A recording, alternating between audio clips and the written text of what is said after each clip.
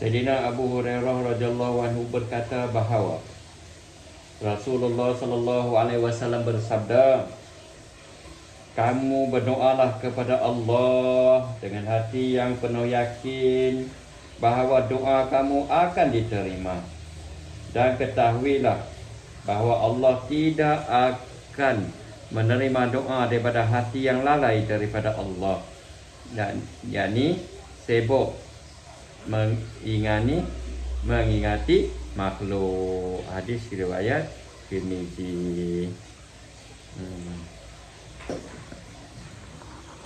Ada amalan. Ha? Ada amalan. Ha. Patutnya ramai-ramai baca, dengar. Sayyidina Abu Hurairah radhiyallahu anhu berkata bahawa Rasulullah sallallahu alaihi wasallam bersabda, kamu berdoalah kepada Allah dengan hati yang penuh yakin bahawa doa kamu akan diterima, dan ketahuilah bahawa Allah tidak akan menerima doa daripada hati yang lalai daripada Allah, yakni yang sibuk mengingati makhluk. Allahu Akbar. Hadis riwayat Tirmizi. Allahu Akbar. Sayyidina Jabir radhiyallahu anhu berkata, saya telah mendengar Nabi sallallahu alaihi wasallam bersabda,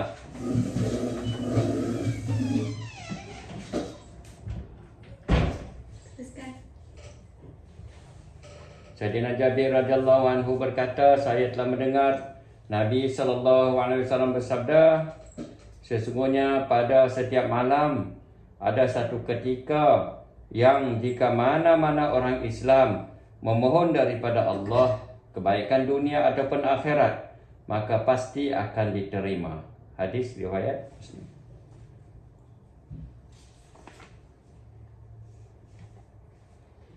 Sayyidina Umar Al-Khattab radhiyallahu anhu berkata bahawa Rasulullah sallallahu alaihi wasallam bersabda, sesiapa yang tertidur pada waktu malam dan tidak terjaga untuk menghabiskan amalan malam atau sebahagian daripadanya, lalu dia menyempurnakan amalan itu pada keesokan hari antara waktu subuh dan zuhur, maka dia dikira menyempurnakan amalan itu pada waktu malam.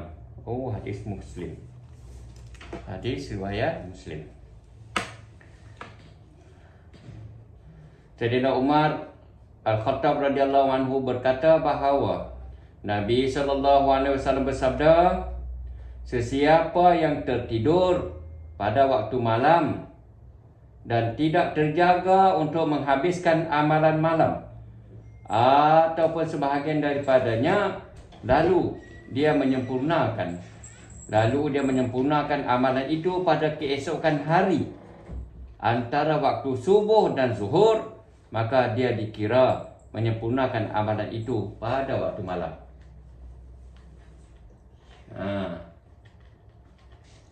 Allahu Akbar. Apa amalan malam?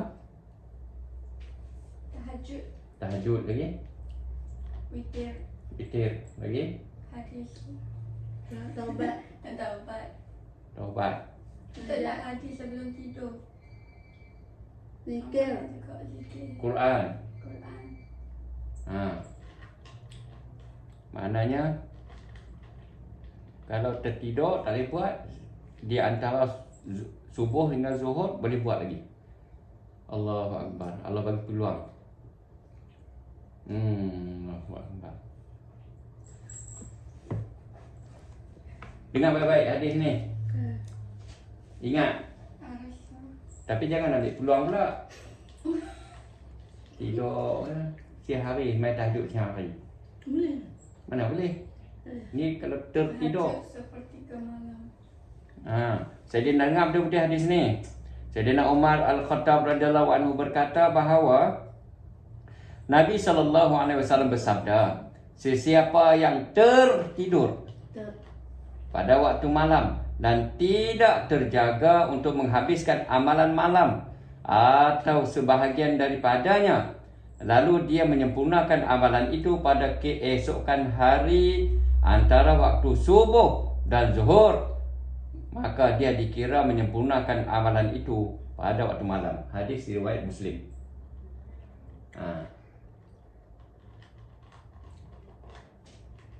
Pi.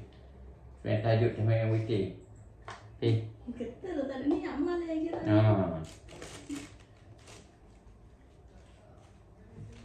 Apa maksud tertidur? Ini ada nak buat. Bukan niat dah.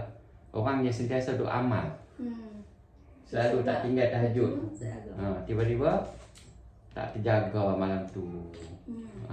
Ni lama malam dah tak tahajud ni. Belum puasa. Tahun lepas. Tu dia Allahu Akbar.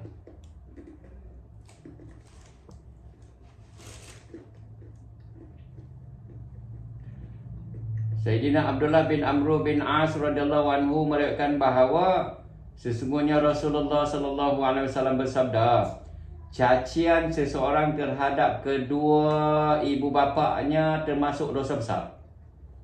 Cacian seseorang terhadap kedua ibu bapanya termasuk dosa besar.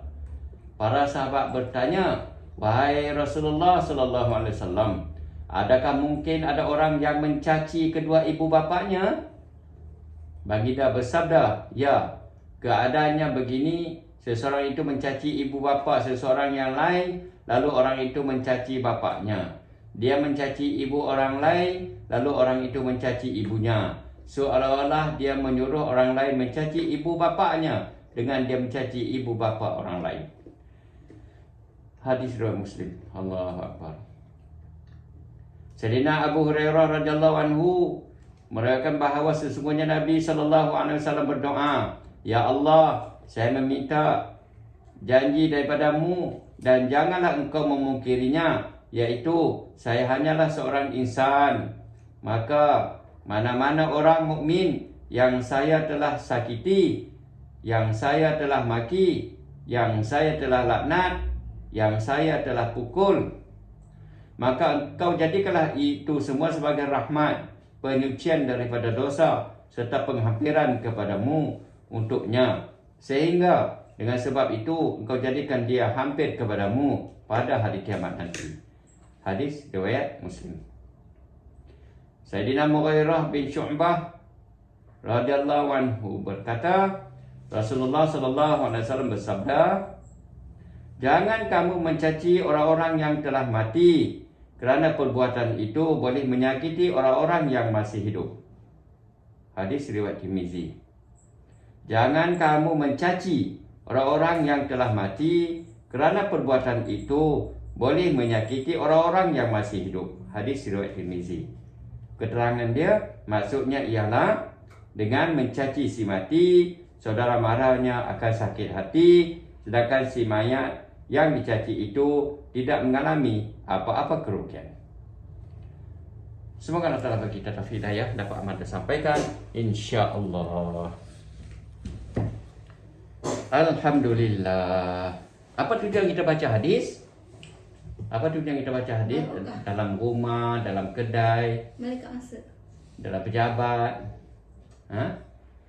Apabila kita baca hadis, syaitan akan lari dan malaikat akan masuk. Lagi? Berkat kehidupan, berkat tempat tu, berkat rezeki. Lagi? Rahmat masuk. Betul. Lagi? Apa lagi? Positive vibe. Positive vibe. Apa dia tu? Positif lah. Benda-benda positif. Positif Vibe. vibe. Maknanya ulama beritahu 100 perkara majlis kelalaian akan keluar daripada rumah kita, daripada pejabat kita. 100 kelalaian, keburukan. Lagi? Apa lagi? Syaitan akan keluar, malaikat akan masuk. Apa lagi? Dapat amal. Sunnah. Sunnah yang mulia. Apabila Nabi bagi tahu apa-apa di masjid, suami akan balik kumpulkan keluarga. Kumpulkan anak isteri dan sampaikan kepada anak isteri pula. Lagi? InsyaAllah akhlak akan terbentuk dengan baik. InsyaAllah amalan akan meningkat. InsyaAllah iman akan meningkat. Lagi apa lagi? Sebab tu bila dengar hadis, kita kena dengar betul-betul, dengan tertib, dengan adab, dengan akhlak yang baik. Seolah-olah Nabi yang bercakap. Sebab kita baca, sebab tu tak boleh hurai-hurai tu. Sebab tu baca hadis je tu.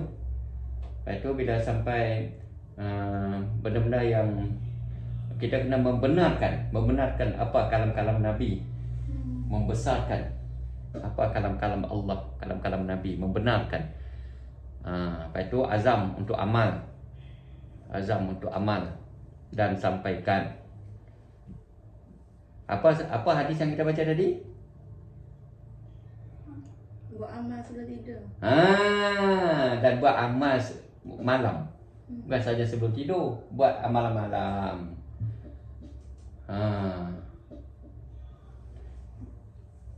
Buat amalan malam, zikir, baca Quran, sembahyang sunat dan sebagainya. Okey.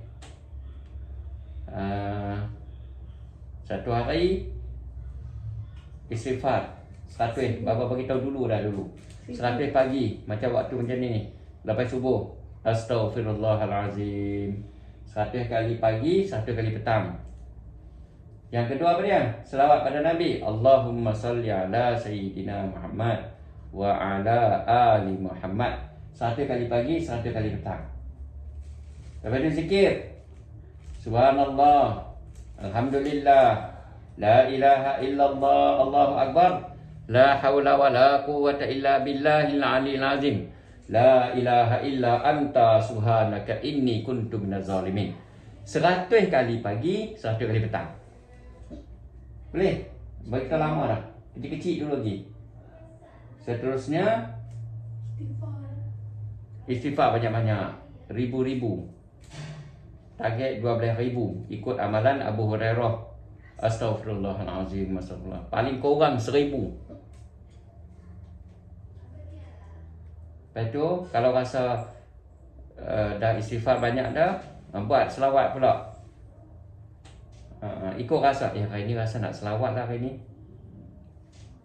Ataupun zikir Bismillahirrahmanirrahim. Bismillahirrahmanirrahim. Bismillahirrahmanirrahim. Bismillahirrahmanirrahim. Buatlah sebanyak mungkin. Dia ada banyak keajaiban. Okey ni. InsyaAllah. Lepas khususnya apa dia? Khususnya amanah yang dibagi untuk 600 puasa setiap hari. Tu amanah tu. Amanah kerja nama dia. Kena fikir, kena selongkap. Macam mana nak jadikan benda tu reality. Surat 600 puasa ke atas setiap hari. InsyaAllah. Tu tanggungjawab tu.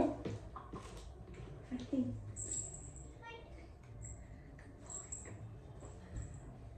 Okey. Kan.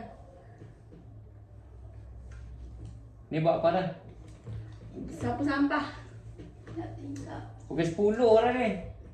dekat sini dengan Lepas dengan hadis.